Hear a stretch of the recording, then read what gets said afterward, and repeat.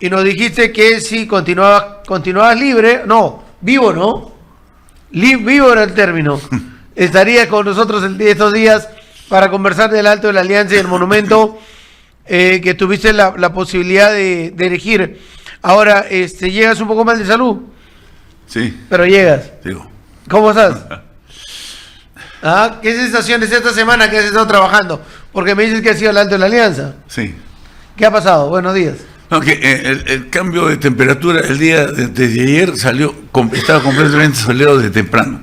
Acuérdate que yo vivo en Pocoyay y ahí desde temprano pues el sol, ¿no? No dije, pero qué raro, porque siempre que viene el día del 26 de mayo se pone nublado, feo, ¿no? Entonces en la noche, anteanoche, se me ocurrió ir a dar una vuelta por ahí para ver si había gente pernoctando.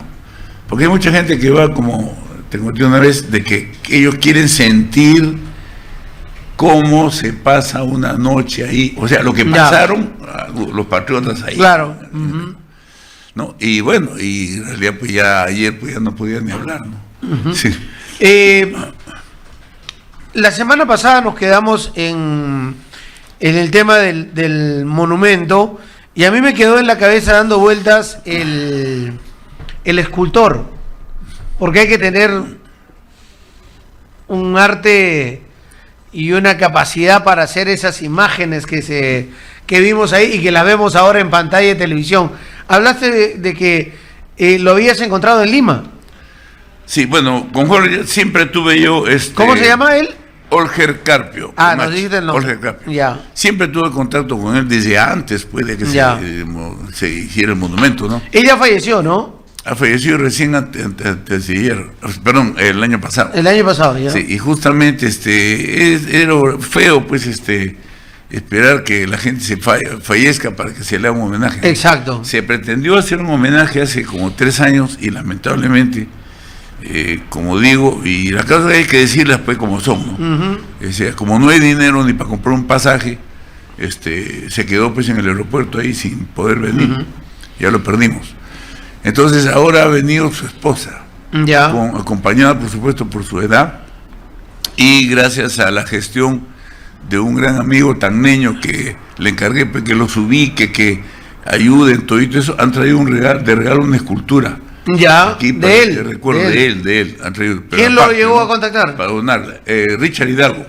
Él estaba en Lima y le dije, por favor, Richard, necesito que ubíquese a la familia, todo, y lo logró. Ha sido un poco difícil, pero logró también de que vengan aquí a Tacna, los ha acompañado y está en este momento. Y él, o sea, y de eso te pregunto así como interesado por el tema del arte, sus bosquejos, su arte quedó, ¿no? Sí, han quedado varios bocetos. Porque esto se diseña primero, ¿no es cierto? Sí, pero de eso no tenemos registro. De eso no hay registro. Sí, no tenemos registro. De lo de él, de su archivo personal, sí, pero de esta parte no. No.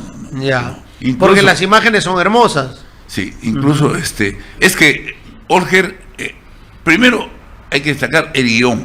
Con un guión bien hecho, fluye todo, ¿no? Porque cuando se plantea lo que es el inicio del patriotismo de Tacna, ¿no? Porque es toda una secuencia, lo explico muy bien ahí en el marco conceptual que se hizo. Aparece un hombre incorporándose, ¿no? Como despertando, está levantando, ¿no? Muy bien planteado.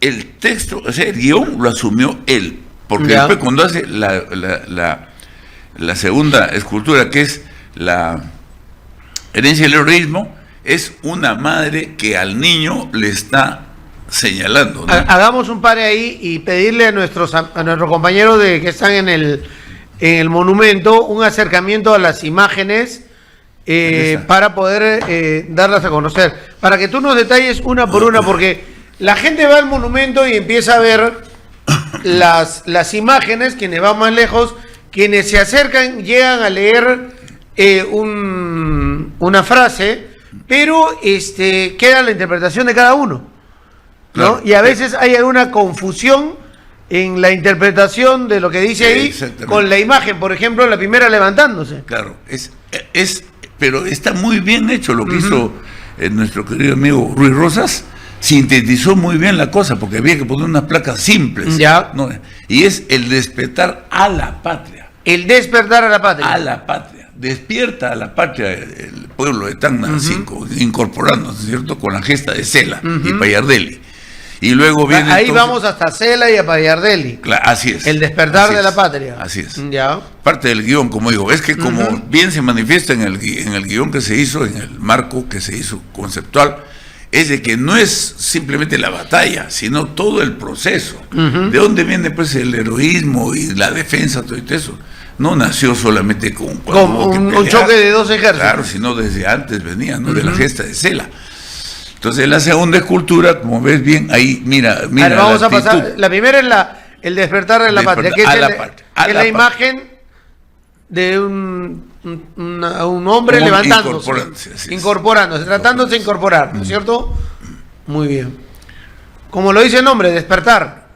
La segunda es la herencia del heroísmo. Ya. La herencia, transmitida a través de quién? De la mujer, el papel de la mujer tacneña. Ya. ¿No? Una mujer y un niño. Un niño, pero le está señalando a un derrotero al niño, ¿no? Y el niño también está señalando algo, ¿no? Entonces, ese es importantísima esa, porque es también una síntesis muy buena. Esa es muy hermosa. La herencia viene pues del papel que cumplió la mujer, ahí se sintetiza todo. O sea, como digo, el Olger en realidad captó muy bien captó la. Bien, luego tenemos la otra, sigue, eso también fue él creó esa, había que poner 2 soldados. 2 soldados, pero mira, el poner 2 soldados empuñando un arma, una sola arma, qué mejor pues simplificación de lo que fue la alianza, ¿no? 2 cuerpos, o sea, dos ejércitos unidos. Y con la ¿qué es lo que dice la leyenda? Ahí está, y hay que reflexionar sobre eso, porque viene la decisión del honor. ¿Por qué la decisión del honor? Porque en realidad los bolivianos pelearon ya, con quien dice, por eso, por honor, porque si ya no habían perdido todo su territorio. Ya habían perdido su territorio, eran pocos, estaban los colorados que habían sido enviados por el presidente. Sí es. Y estaban en una crisis interna donde prácticamente cambió. Bueno, igual que el Perú también está en una crisis interna, ¿no? Y hay un pasaje ahí, yo no le dije a Facundo, pero Bolivia tiene un héroe que se llama Juanito Pinto. Juanito Pinto era un tamborillero que tocaba el tamborcito de un regimiento boliviano que al ver que su ejército caía y algunos huían, toma la decisión de ir con 14 años a continuar con la guerra y muere en el campo de la Alianza. Incluso en la época de Evo Morales se colocó un bono a las familias que enviaran a sus hijos al colegio y cumplieran con vacunación y creo que también el tema de alimentación, de recoger su alimentación, que se llamaba bono Juanito Pinto. Y ese bono es justamente en homenaje a ese héroe boliviano de 14 años que luchó en esa batalla. Pero ahí nos quedamos en esa decisión de un solo ejército o de 2 ejércitos luchar juntos. Efectivamente, con una sola arma. La decisión del honor. Y la placa abajo, que muy bien, como digo, excelentemente por el genio de Ruiz Rosas, ¿no? La tercera viene ya la desgracia de la inmolación. La inmolación, el momento de que las fuerzas brutas que acomete a los ejércitos, un hombre que está cayendo, pero que está cayendo ¿en qué actitud? No en una actitud derrotista, sino con la frente levantada. Muere, pero con la frente todos con los cuerpos hacia arriba. Exactamente, así, ¿no? Cae con la frente peleando levantada. Ahí. Así es. Y ahí esa es la inmolación. Exactamente, muy bien, porque se inmolaron en realidad. Sabíamos que las cosas estaban mal para el Perú. Y ahí continuamos a ver con nuestros compañeros si nos dan otras imágenes. Con los pueblos indómitos. ¿Por qué indómitos? Indómito es no domados, ¿no? Porque continuaron con la gesta patriótica de defender y luchar por su patria, el pueblo de Tacna y el pueblo de Arica, en actitud doliente porque fue un martirio, hubo martirio ahí, mucha agresión, querían chilenizar a toda costa, como política de Estado, es lo que siempre le digo yo a los chilenos, ¿no? Aquí no se critica a los chilenos en general, lo que se critica es la política del Estado chileno, porque los chilenos hemos estado en unas reuniones fraternas de escultura, pintura, de arte, y en realidad muy bien. Incluso destaqué, ¿te acuerdas de que en Arica, en el pabellón de lo que es la aduana antigua, está el escudo peruano en relieve? Es una escultura muy hermosa. No crees que es una esculturita, una escultura que por lo menos mide 2 metros por 1 metro y tantos. En la de aduanas que ha manifestado. Sí, en la aduana, ¿no? A la entrada, ¿no? Muy bien. Y no la han eliminado. Entonces eso significa también respeto por el arte y significa de que hay, como dice, una tolerancia, porque imagino que también ahí ha habido un montón de bronca, ¿no? Porque en todas estas cosas, te digo que hay bronca, porque yo he tenido muchas broncas ahí, cuando querían eliminar la bandera boliviana, querían decir que los bolivianos no habían peleado, que en fin, una serie de cosas que circulan al Cotaro. Hay una pequeña, pero siempre hay que mencionarlo, posición de algunos de señalar al boliviano como persona que no estuvo en la batalla o como que traicionó el momento de la batalla. Y los documentos que yo ya había leído hace muchos años, pero ayer estaba un poco recopilando, porque también uno tiene que refrescar la memoria, no hablan de traición, no hablan hablan de que sí, un grupo de bolivianos sale y se retira, pero se retira perseguido porque había prácticamente perdido la batalla. Y ellos van hacia Palca y hacia Tarata, un pequeño grupo. Pero la mayoría de bolivianos mueren en la lucha, porque incluso el primer frente que se enfrenta, valga la redundancia, es el boliviano. Y es donde están los colorados. El lado izquierdo. Es el lado izquierdo, donde es la primera cometida o ataque de los chilenos con sus tremendos cañones. Y es ahí donde se produce el primer encuentro, y es ahí donde se destroza toda la resistencia que en ese campo hacían los bolivianos. Eso no se cuenta, se habla solamente de que, bueno, luego se fueron y no regresaron, ¿no? Que fue lo que está en documentos también. Claro. Partes de guerra que hay. Sí, pues en realidad, ¿para qué iban a regresar? Pues si ya estaba todo perdido, ¿no? Y más bien y había una división peruana, o sea, Leiva no llegaba. Sí, pues. Leiva y el frente del sur de Arequipa no llegaba. Sí. Algo que yo le voy a preguntar a César en un minuto para que nos cuente ese pasaje, pero me gustaría terminar con las imágenes, compañeros. Si nos dan la siguiente, ¿cuál es la que viene? El retorno. El retorno. La actitud de la penúltima escultura, donde extiende la mano y la patria lo acoge. Con y ahí viene, esto es una conjunción de dos ideas, ¿no? Una está bien el retorno, pero la patria, ¿qué hace? Lo acoge por un lado, pero por otro lado le señala el sur, ¿cierto? Le señala como que hay algo pendiente, no como una esperanza, nada, sino que hay señales que hay algo pendiente, ¿no? Así es, y en realidad hasta ahora está pendiente, porque los vecinos, pues, en su política siguen majadereando con esa cuestión del triángulo, de todo.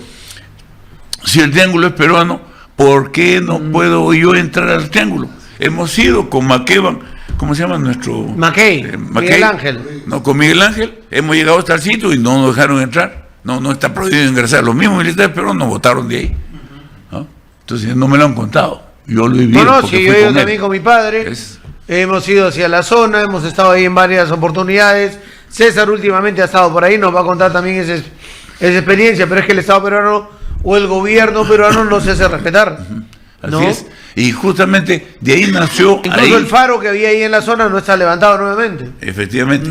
Y hay otra cosa. De ahí nació la idea, fíjate, en ese momento, de ¿por qué no hacer ese parque, ese triángulo, que en realidad no tenemos mar ahí, entonces es un pedazo de terreno nada más, que creo que Vargas Llosa en su ingenuidad, alguien ninguneó y dijo de que qué cosa venía por un pedazo de tierra y van a estar haciendo tanto lío. Bueno, sabes que Vargas Llosa también, pues, vino de acá al otro lado, ¿no?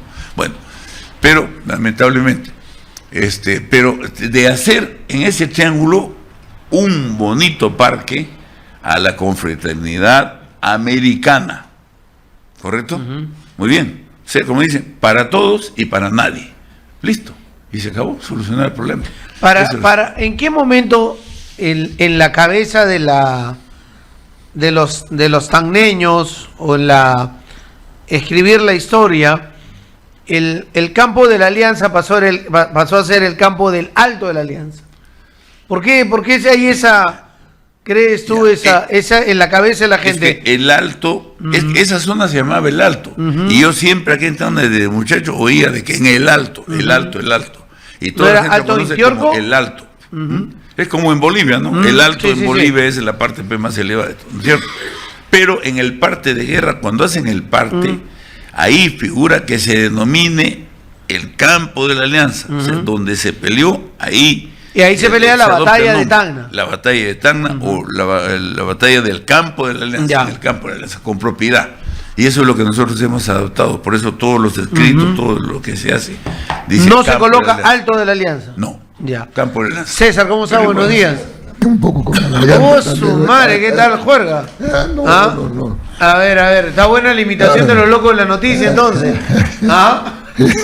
Tráigale un poquito de agua tibia más, porque ya tomó un poco César, a ver si le traigo un poco más de agua tibia para que mejore esa garganta. ¿Cómo estás? Bien. De lo que hemos hablado, ¿qué podrías aportarnos? Todo de acuerdo, ¿no? El tema, por ejemplo, de lo simbólico de que yo siempre, por ejemplo, cuestiono cuando se dice el cautiverio. No me corten la imagen de arriba, por favor, del Alto de la Alianza. ¿Por qué el cautiverio? ¿Por qué no debiera ser el cautiverio nano?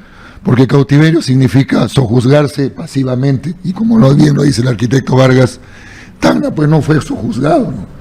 Tacna durante los 49 años, 3 meses y 2 días mantuvo otro tipo de batallas. Las batallas se hacen en el campo, pero también se hacen mediante la resistencia, a través de los diarios, a través de las madres que seguían enseñando a sus hijos.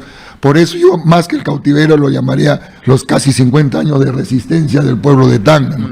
Y en eso concuerdo también con lo que dice, no es la actitud de los pueblos peruanos y chilenos, sino la política de arriba, ¿no?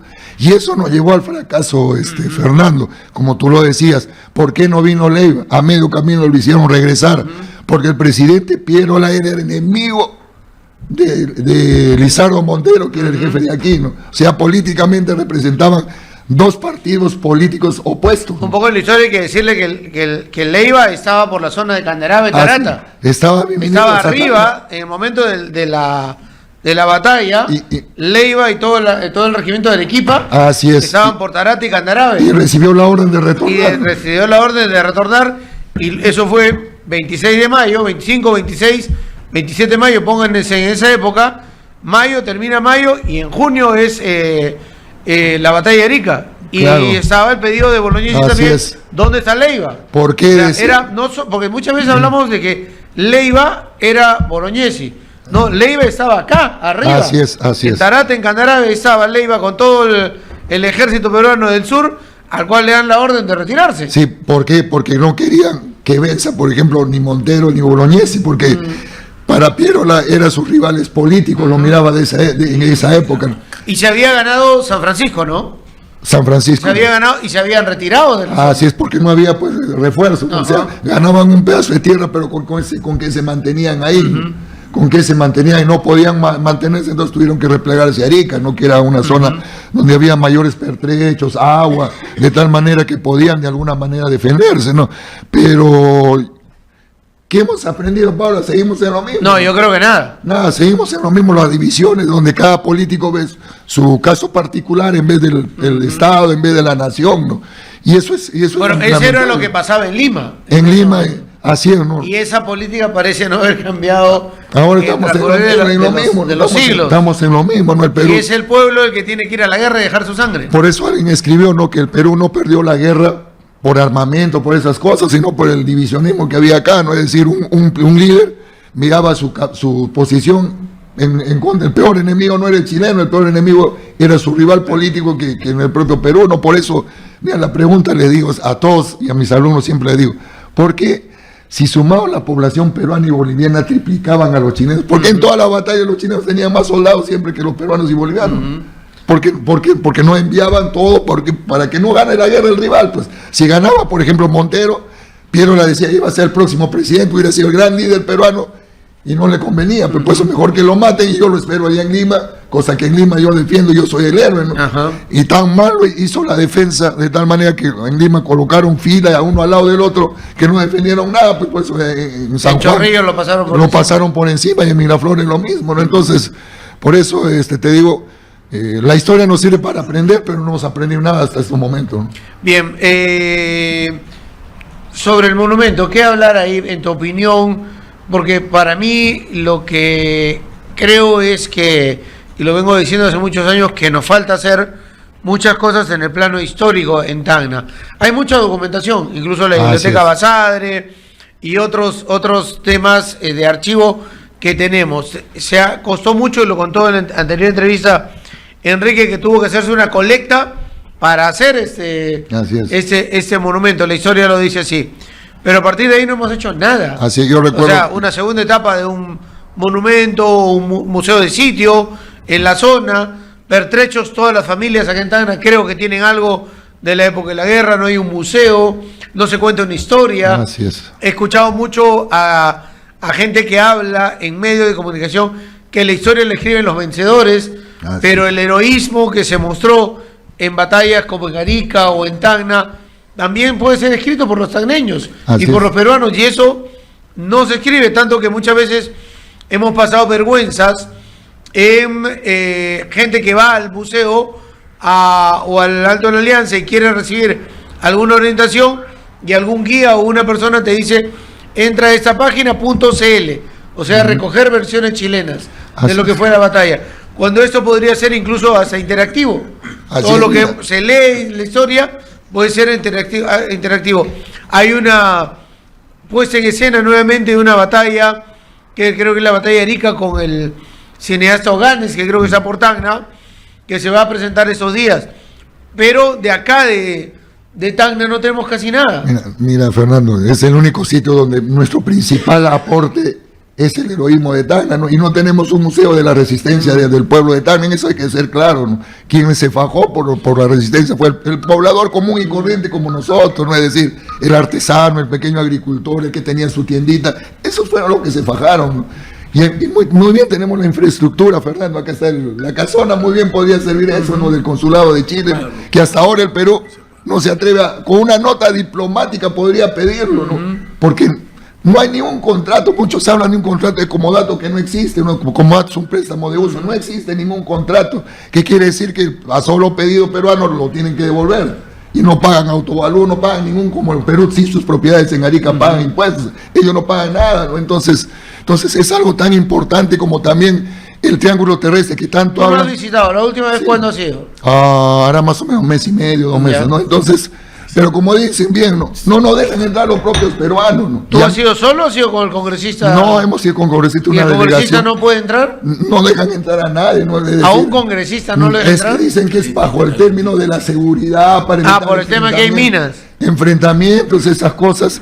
Pero mira, a mí me da temor, ¿sabes por qué? Porque el fallo de La Haya, si le dio esas 80 primeras millas en la línea paralela, le dio la razón a Chile en su primero. ¿En base a qué? A la costumbre.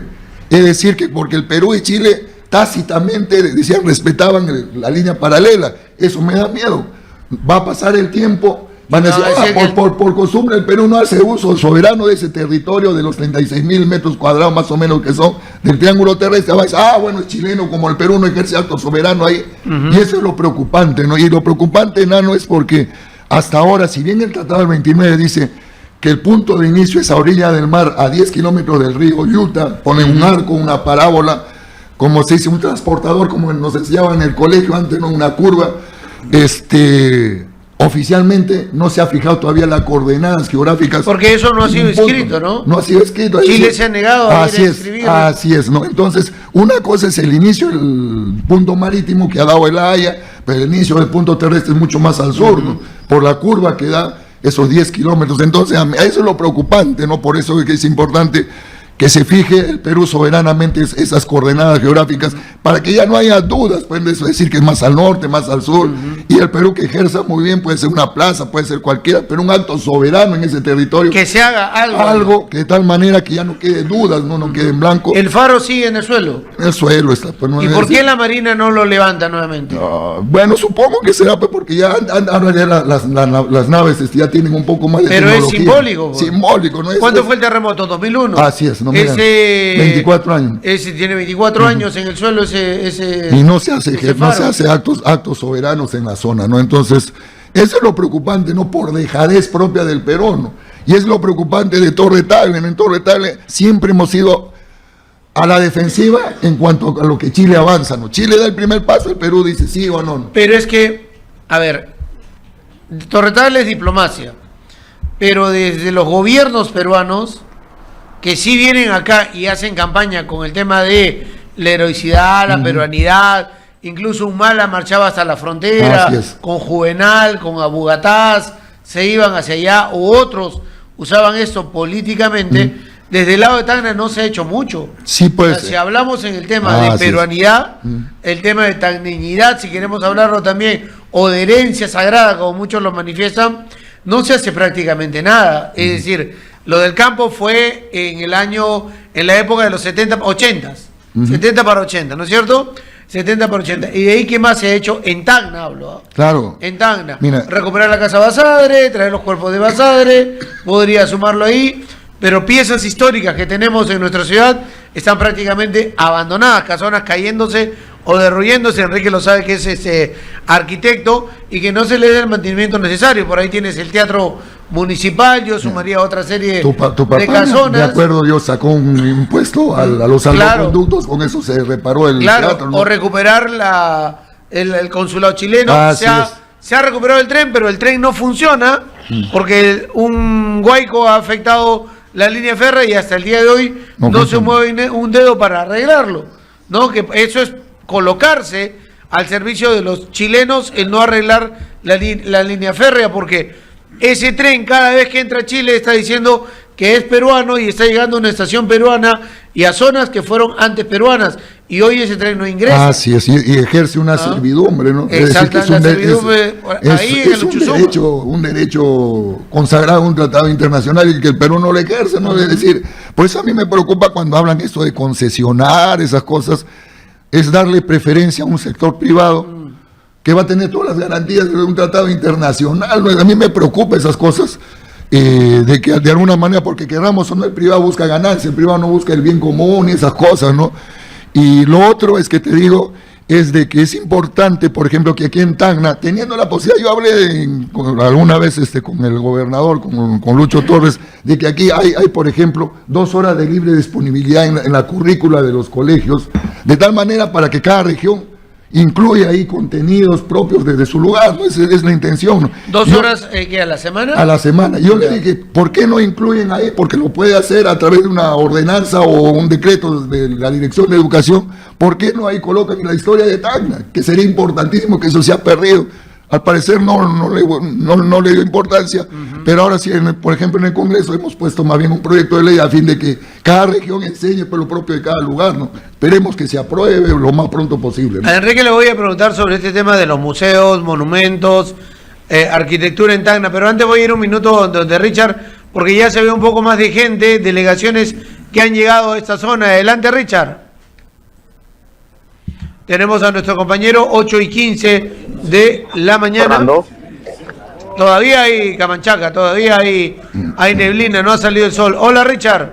Sí, Fernando, todavía aquí se mantiene el clima, bastante humedad, la neblina por momentos y la llovizna que retorna también en momentos. Te comento, Fernando, en las imágenes seguramente has podido observar, está aquí el regimiento de los Colorados de Bolivia. ¿Se podría acercar ahí?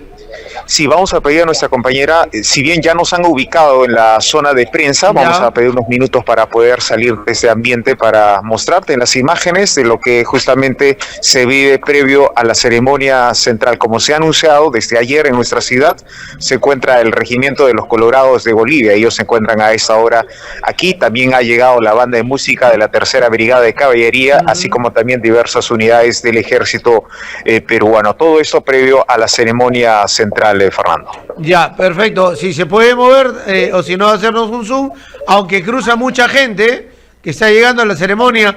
Parece que desde que, a ver, empezó Radio 1, 6 de la mañana con la transmisión, se han levantado temprano, ¿no? Porque otras veces no llegan con tanta anticipación. La ceremonia es a las 10, son las 8:15 todavía. Es decir, en 1:45 todavía se inicia esa ceremonia, pero ya llegó un buen grupo de gente o delegaciones a la zona. Habría que decirle que no era necesario que estuvieran tan temprano, pero bueno, ahí están ellos ya participando, porque veo hasta escoltas. Sí, Fernando, ha llegado la escolta. A ver si me permite moverme un poco para tener la imagen. A mi izquierda, te comento, el estrado principal está a nuestra mano derecha, del lugar donde van a estar las autoridades. Nosotros como prensa estamos frente justamente al monumento, y a la mano izquierda vemos también las escoltas de la Policía Nacional del Perú. También están los estudiantes del Colegio Ciencias de Cusco, que han llegado justamente. Colegio de Ciencias del Cusco. Así es, ya. Ellos se encuentran desde ayer domingo en nuestra ciudad. Hay un batallón que ha llegado también, así como el ejército peruano también ya se encuentra situado a nuestra mano izquierda, Fernanda. Ya, perfecto. Muy bien, le pido a nuestros compañeros que básicamente los de televisión nos den imagen desde aquí, desde esta zona donde están estos militares que vemos al costado, las delegaciones que pasan por la parte principal, el monumento. Les voy a ser sincero, Richard, no nos interesan las autoridades, los tabladillos.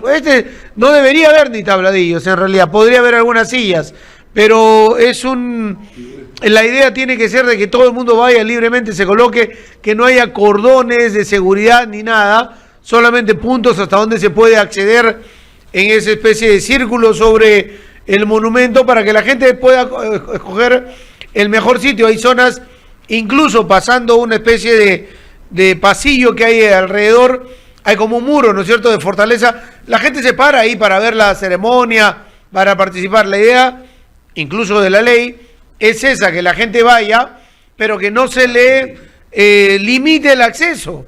Esa es la idea. Enrique, el tema de arquitectura que en Tacna, acá nos falta un monumento, nos falta un museo, o llámese de la batalla, o llámese de la resistencia que hizo los tacneños. ¿Por qué no hemos podido, como propios tacneños, organizar todo esto, tenerlo listo? Porque hay mucho figuretti, ¿no?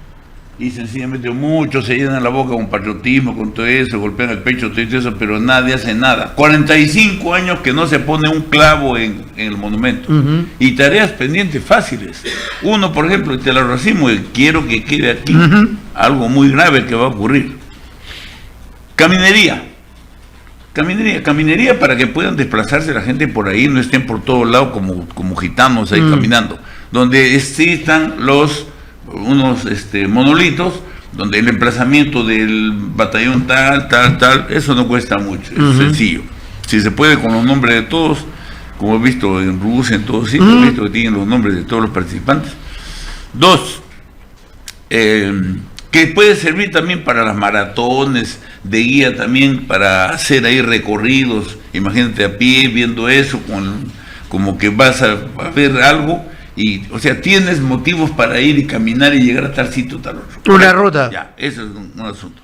Otro, lo que dices del monumento, que hay un proyecto de PROM Perú para hacer una ampliación del museo, que estaba previsto, pero no el crimen que se quiere cometer. Yo he visto el anteproyecto. Ya. Digo que me invitaron a la reunión, pero ni una palabra de qué opina, que nada. Ellos ¿dónde fue son eso? Los dueños de la cancha.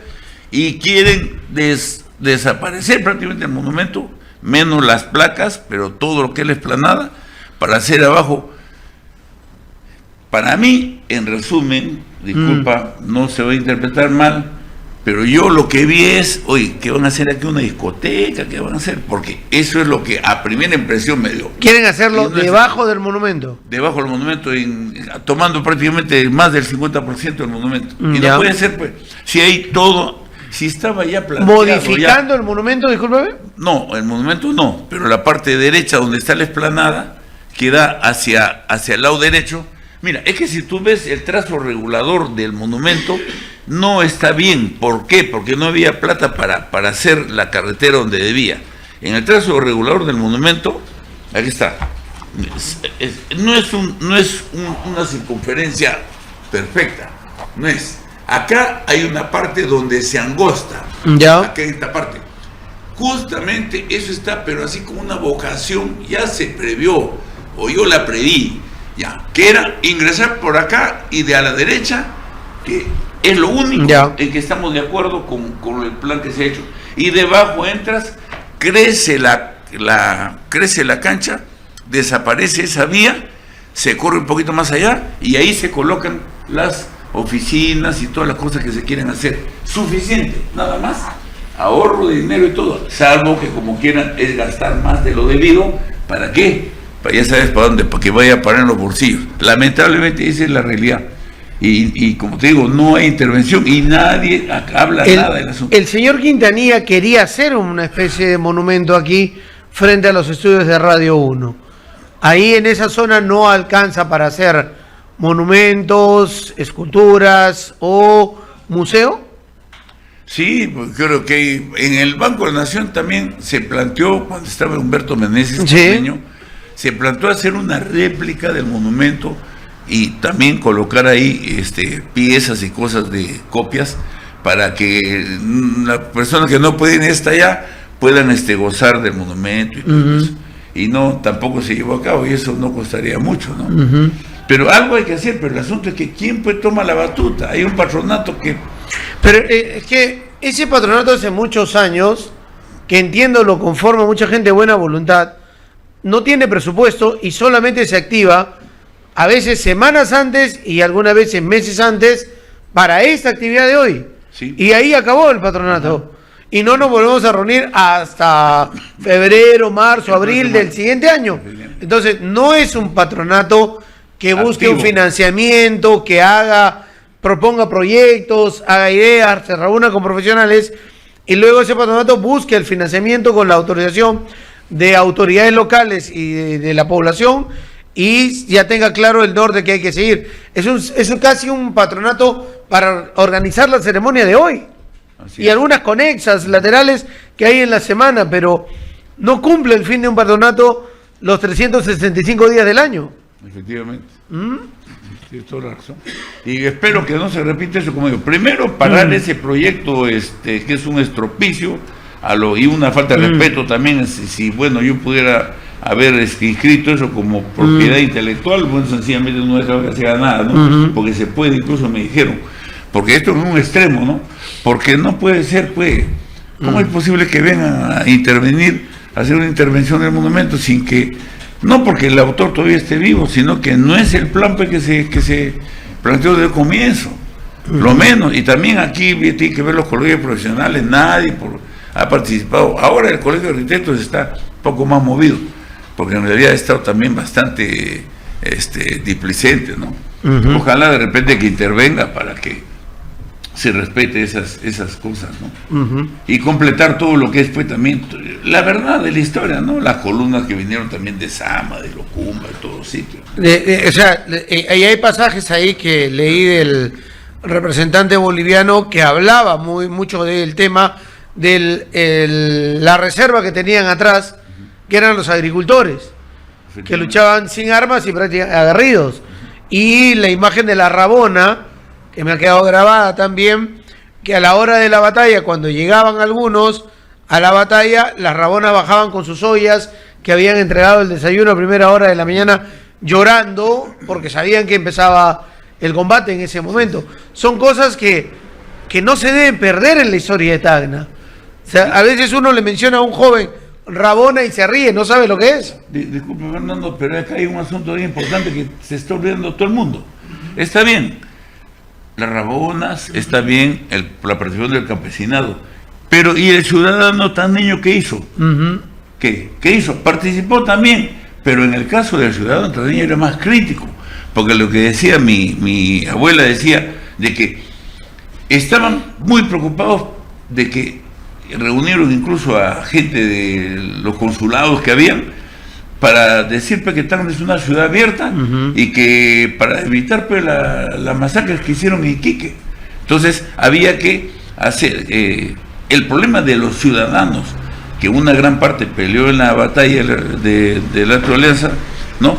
Y las personas que estaban acumulando pertrechos, que estaban apoyando en sus chacras, en todas esas cosas para la alimentación de la gente y todo, ¿no? Eso, por ejemplo, no sería bueno hacer una representación. En la obra esa del Vivac trato de representar eso, el problema de los ciudadanos y lo que pasó, porque eso fue una experiencia familiar que me contaron mis abuelos de primera línea, ¿no? Porque inclusive hasta he visto con mucho celo cómo han anotado si efectivamente yo estoy diciendo la verdad cuando digo que mis abuelos peleó ahí, mi tío abuelo van a investigar. Pero es que ni eso tenemos los nombres totales identificados de quienes de Tacna pelearon en la batalla, o todos los que pelearon en la batalla, como hay en otros lugares del mundo donde sus nombres están escritos, sus nombres están colocados en muros. No solamente te hablo de una representación de una calle, te hablo de un lugar, un sitio donde se le rinde honor a todos con sus nombres y apellidos y qué fue lo que hicieron, y que desde ahí podamos, decirlo así, hacer una investigación quién es quién en la batalla y cuál fue su participación en la batalla. Ninguno desmerecido, pero saber qué campo ocuparon, qué regimiento estuvieron, dónde se colocaron, qué participación tuvieron. Las rabonas son personajes desconocidos, sin nombre, que estuvieron en la batalla también, estuvieron en la zona, y que luego en la batalla subieron por los cuerpos, y los encontraron a todos sus familiares, a todos los peruanos y bolivianos rematados. Eso fue lo que sucedió. Sí, efectivamente, sí, para ese caso del repase, por ejemplo, mis abuelos no lo repasaron simplemente porque estaban en estado de coma, lo dieron por muerto. Por eso es que cuando mi bisabuela va a reclamar el cadáver, con su temperamento así, que somos medio lisos por familia, ¿no? Le exigió al oficial de que ella quería recoger el cadáver de su hijo, y le dicen simplemente que no puede pasar al campo de batalla, y ella insiste, frega, hasta que le manda con 2 soldados, y ahí es donde lo encuentran a él en estado de coma, o sea, estaba desmayado completamente, no se movía nada, y lo traen a Tacna, y los mismos soldados chilenos lo cargan, y lo traen, y lo entregan ya, y se lo llevan a Tacna, ¿no? Él no fue repasado por ese motivo, pero a otra gente sí la repasaron. Solamente un plano histórico, César, recuérdale a nuestros oyentes prácticamente qué fue el repase aplicado por los chilenos en esta batalla. Bueno, que también fue aplicada en el Alto en Arica. En Arica, en Huamachuco, en las diversas batallas. Tenían, pues, hoy no hay prisioneros, ¿no? Ese dicho, ¿no? Los chilenos se aseguraban de que los heridos simplemente sean rematados, como dicen, es decir, que no queden sobrevivientes. Y eso va contra las reglas, inclusive de hoy del derecho humanitario internacional. En uno de los pasajes que leí ayer, se tumban todo el campamento o el pequeño lugar que tenía la Cruz Roja. Así es, ¿no? E ingresan y matan a la gente de la Cruz Roja. Así es, no respetaban y las iglesias, matan a los heridos peruanos y bolivianos y se llevan a los chilenos. Y algunos creen que esa parte de la historia hay que borrarla, ¿no? Inclusive hay teóricos, mira, tú que has estudiado en San Marcos, hay todavía una corriente nueva que en pro de la unidad con Chile hay que borrar esas cosas de la historia, ¿no? Y eso estamos totalmente en desacuerdo. Mira, tú sabes, acá lo vivimos diferente que en Lima es otra vez. En Lima, mira, la guerra con Chile, ni importancia. Se tratan de juntar historiadores peruanos y chilenos. Así es, que pueden tener buena voluntad como historiadores, pero que detrás hay política. Así es, ese es que otro, tratan de cambiar todo lo que aconteció. Mira lo que hacen, se llevan a historiadores de aquí y le dan becas en Valparaíso, en las universidades de Chile, y ya vienen totalmente cambiados con pro de esa ideología, ¿no? Es decir, en pro de la armonización, le llaman ellos, de la historia, y es una corriente liderada por un historiador de San Martín, que es Chaupis, el apellido Chaupis, que es el que está liderando esta corriente aquí en el Perú, ¿no? Es decir, alguna vez vino acá, lo tuvimos que parar, Franga, directamente, porque cómo es posible que aquí en Tacna vamos a hablar de esas cosas, sobre todo, ¿no? Entonces, como tú bien lo dices, ¿no? Eso es lo peligroso, ¿no? no es el historiador, sino es atrás hay otros intereses, ¿no? De alguna manera, ¿para qué? Para borrar esas etapas de la historia, que cosa que no puede hacerse. Dicen, ¿cómo Europa se ha unido? Sí, se ha unido, pero al vencedor o al derrotado lo hicieron pagar todo lo que debían, que devuelva los territorios. Si no, no hubiera habido esa unidad que hay en Europa. Pero acá seguimos hasta con simbolismo. Un buen gesto de Chile sería, por ejemplo, que devuelva el Huáscar. ¿Para qué lo quieren? Es un trofeo de guerra para ellos, para enrosar. Como puede ser también la placa que ha dicho Enrique en Arica. O sea, porque está muy bonita. Pero por un lado puede generar crítica, pero por otro lado puede ser tomada como un trofeo de guerra. Claro. Así es, ¿no? Entonces, en la aduana de Arica, ¿no? Entonces, Fernando, yo solamente quiero como concluir. arquitectura es hermosa. Como lo es el Huáscar. Claro. Claro, ¿no? Entonces, como te digo, esas cosas nos enseña la historia, ¿no? Disculpa, sí, te escuchamos. Brevemente, nomás solamente lo del ferrocarril. Es una vergüenza y deberían estar encabezando todas las autoridades protestando de que para que eso se habilite de una vez. Mira, es un trecho de cuánto será, 5 metros, 10 metros. Así es. Que pasa sobre un río, ¿no? Sobre un cauce de río seco. Que se ha activado por Quebrada, por Huayco, y que se ha llevado parte de las estructuras del puente. Y nadie va a arreglarla. Que la Cancillería, que la empresa que va a ingresar, que esto, que el otro. Oye. Recuerda que es servidumbre peruana y por el Tratado de Perú tiene el derecho a reparar eso, no tiene ni que pedir. Y yo estoy seguro que eso el gobierno regional, porque yo he visto una foto en Lima del gobernador, si no me equivoco, con alguien de la Cancillería, debería financiar ya. O sea, si vas a esperar que la Cancillería saque presupuestos, autorice una partida o lo haga a través de un ministerio, eso va a pasar un año y va a seguir parado ahí. La región debe pedir su competencia, sabes que esto es peruano, es servidumbre peruana, pero la región tiene el dinero y tiene el personal para ir a arreglar ese puente. Autorícenos a entrar. Un viajecito menos nomás de la presidenta, medio viajecito y ya tenemos arreglado todo. Que Dina se quede o que sea una estirada menor. Estaba leyendo acá. Fernandito. Dime. ¿Cómo se llama? Te cuneo porque tenemos que subir al campo de la Alianza. No te vayas, chao. Hay que reunir siempre un homenaje. Gracias por la invitación, Fernando, en primer lugar. De la última. Y solamente decirte que eso es un día de festejo, de conmemoración del pueblo de Tacna. A diferencia de las autoridades que nos traicionaron, las autoridades que nos llevaron a un conflicto bélico por dejadez, pero sí queda presente la actitud de ese pueblo de Tacna, ¿no? Y vuelvo a decir, ¿no? Desterremos ya el nombre de cautiverio. Creo que el mejor nombre sería la resistencia del pueblo de Tacna en vez de cautiverio, porque los tacneños nunca se rindieron, y siempre mantuvieron y siguieron peleando, no en el campo de batalla, pero a través de otros mecanismos, la educación, las madres, a los hijos, el periodismo, como los hermanos Barreto, etcétera, etcétera. Y eso es el mayor orgullo que tenemos los tacneños. Cuando vamos a Lima no nos dicen por una obra, nos dicen la heroicidad de Tacna, que es nuestro mejor baluarte, nuestro mejor recuerdo, y eso las autoridades tienen la obligación de mantener en ese sentido, ¿no? Perfecto. Solo quería agregar eso, acá en la página 102 de este libro de la guerra con Chile, en sus documentos de Fernando Lecarro, se hace un breve tema sobre la Rabona y su hijo. Y dice sobre la esforzada y poco conocida participación en campaña de las mujeres, de los soldados peruanos y bolivianos. Transcribimos estas sentidas frases del capitán argentino Florencio del Mármol. Cuando ascendía la cuesta era verdaderamente conmovedor el espectáculo que ofrecían unas 300 a 500 rabonas. 300 a 500 rabonas descendiendo a Tacna con sus hijos a la espalda, sus ollas, la comida en la mano, las lágrimas en los ojos y una queja dolorida en sus labios. Es parte de lo que más adelante voy a tratar de leerles a ustedes algunos pasajes de la historia que hemos encontrado para que los tengan en cuenta en esta fecha tan especial. El feriado nos da la posibilidad de conversar un poco más. Gracias a ambos por estar acá. Gracias a Enrique, gracias a César por acompañarnos el día de hoy.